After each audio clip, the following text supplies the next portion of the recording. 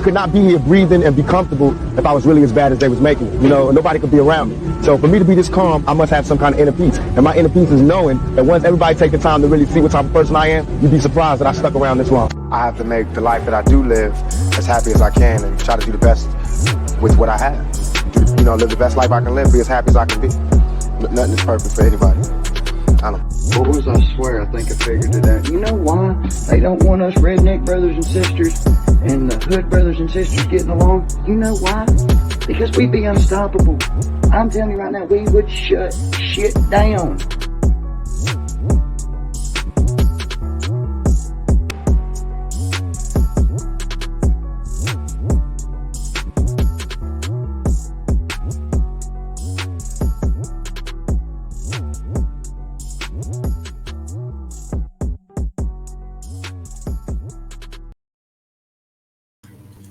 All right, all right. How do you like the new intro? That is the official new intro. Check it out. Check it out. Yes, yes, yes. We're going to dip and dab in both of the intros. But I want to say I love you. Thank you for being here with Grace Levi. Today, again, we're coming for round two. Now, this live is going to be a little bit more serious. We're not going to be talking about conspiracies.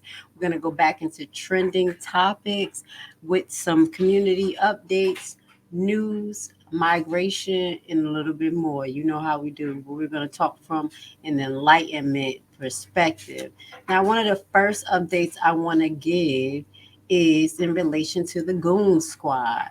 This was a topic that I brought up a couple of months ago when it was brought to the community attention that we had some cops who were practicing brutality, racism, sodomy, and much more. Now, if you don't remember what this story is about, we're going to do a little flashback. Okay, so let's do a little flashback first to remind you guys what happened in this particular story, and we're going to give you an update.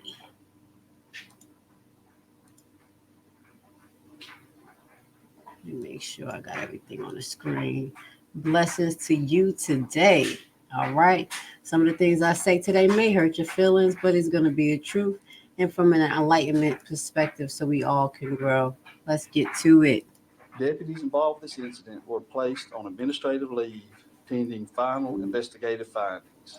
Due to recent developments, including findings during our internal investigation, those deputies that were still employed by this department have all been terminated. Rankin County Sheriff Brian Bailey reading off a prepared statement regarding the deputies involved in the January incident where Michael Corey Jenkins and Eddie Parker say they were tortured, tased, and beaten. However, the sheriff didn't offer much else after that. We cannot, however, confirm or deny any specific facts related to this incident because of active and ongoing investigations. Malik Shabazz, who's the attorney representing the two men, responding to these latest developments, saying, quote, Sheriff Brian Bailey has finally acted after supporting much of the bloodshed that has occurred under his reign in Rankin County.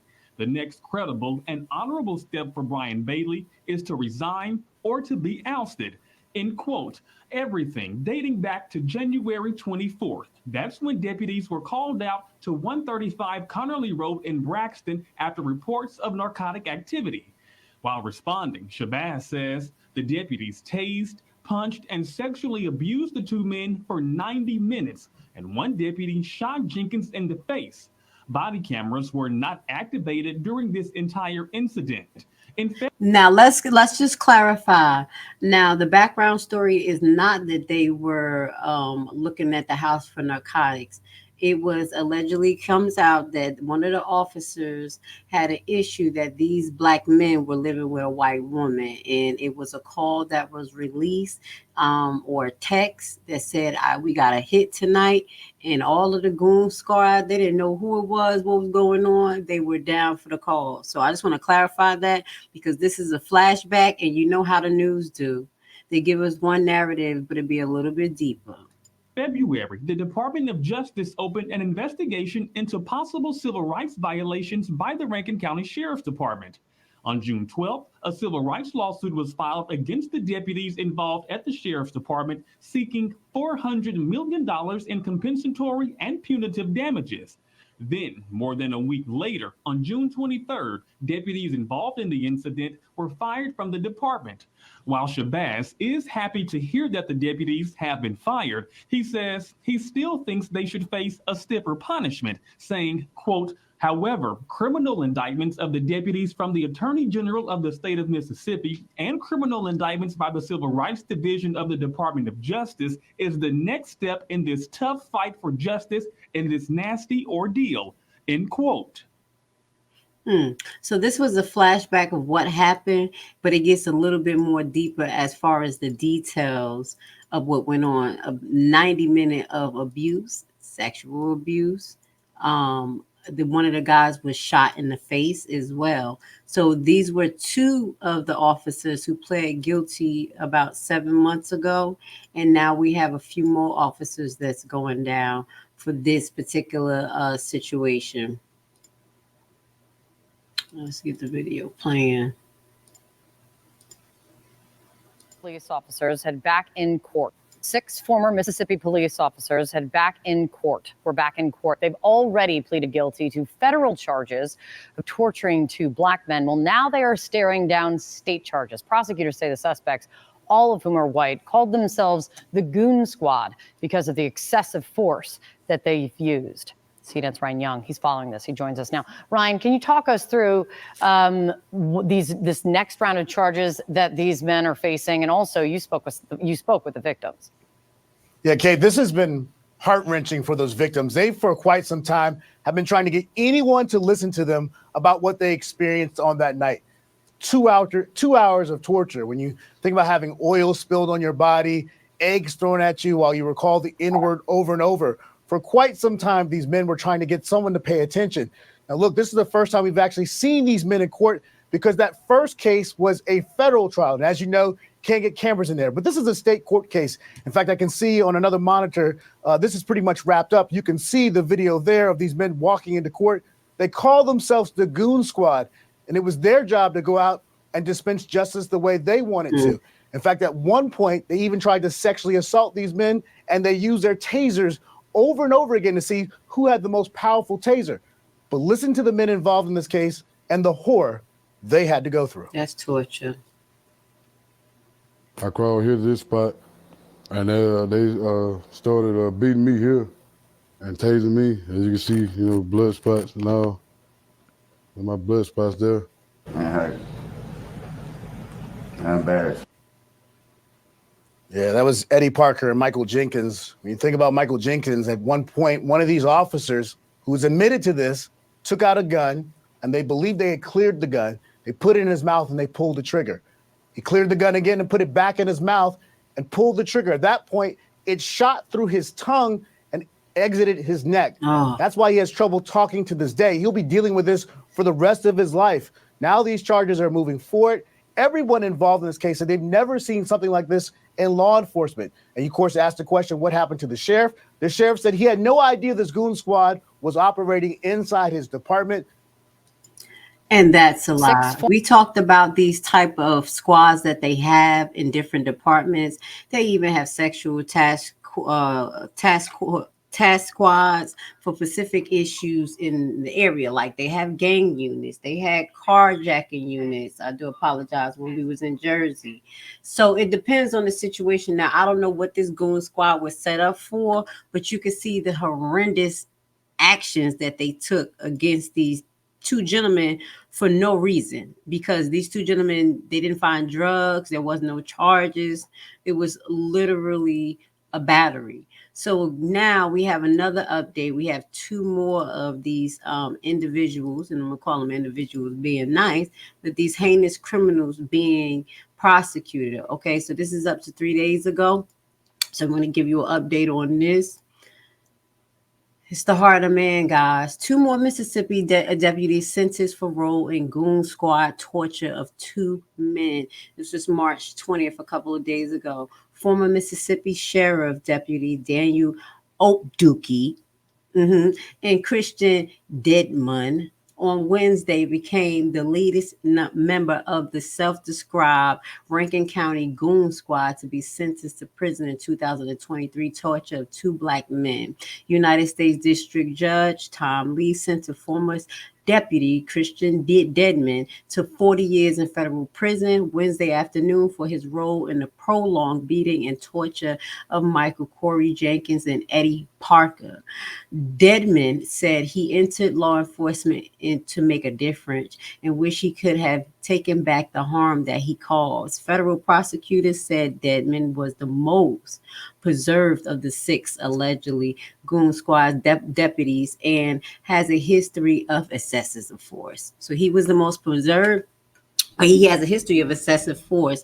And I told you, a lot of the gentlemen who played a part, well, the demons that played a part in this particular assault, torture, they didn't even know these guys. There wasn't a real investigation going on. So literally, their hearts. Okay. So Lee entered Wednesday's sentence of Obduki, that's the last name, to 17 and a half years in prison. So one got 40 years and one got 17 years. Obduki also must undergo treatment for substance abuse and mental health issues and pay $79,500 in restoration to the victim.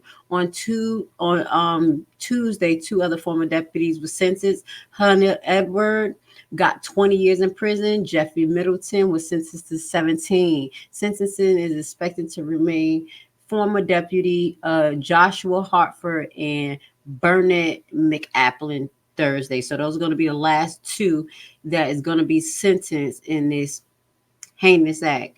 I wanted to give you an update because many people are not talking about this, but this is some of the topics that we're going to be showing you of the injustice that happens towards the Black community. We also talk about the injustice that we do towards each other and everything, but we're going to show you what goes on now. So if there's people that believe that there's still not prejudice and hate going on in these type of good old boy torture ceremonies, this is a prime example. Okay, so it's sad that me as a Black woman has to present this to you and just talk to you as like it's regular, because it's really not. It's not normal. This should not be a social norm in society, no matter what color you are. These individuals are deranged. The things that they did with them are psychotic. And that's why I say a lot of these actions that are done, that people are doing, I believe that they are possessed. They're not human. They're beyond human capabilities, especially when you watch your fellow human being suffer and you continue to do it. I could not be here breathing and be comfortable if I was really as bad as they was making it. You know, nobody could be around me. So for me to be this calm, I must have some kind of inner peace. And my inner peace is knowing that once everybody take the time to really see what type of person I am, you'd be surprised that I stuck around this long. I have to make the life that I do live as happy as I can and try to do the best with what I have. Live the best life I can live, be as happy as I can be. Nothing is perfect for anybody. I don't know. Boys, I swear I think I figured it out. You know why they don't want us redneck brothers and sisters and the hood brothers and sisters getting along? You know why? Because we'd be unstoppable. I'm telling you right now, we would shut shit down.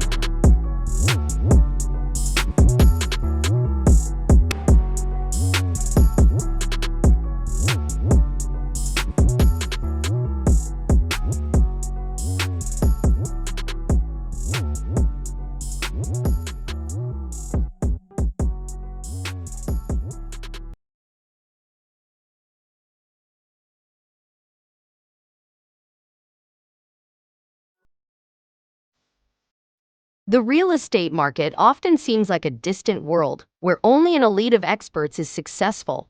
In a time of so much uncertainty in the air and bad news, realist investing can seem intimidating. But today, I want to tell you that if you make the right decision today, you can enter the real estate market from the back door. Bad credit record? No credit at all? Do you dread the idea of having a home loan? Do you dream of owning investment properties? You are in the right place and right time, because we have created a program which is a tax lien and deed investment online course of only 14 hours. This course is specially designed for people like you who have big dreams. You will learn at your own pace and everything from your home computer. This is your chance. Join our membership for $19.99 a year. What are you waiting for? Visit our website primetimehomebuyerBuyback.org and sign up today for course access.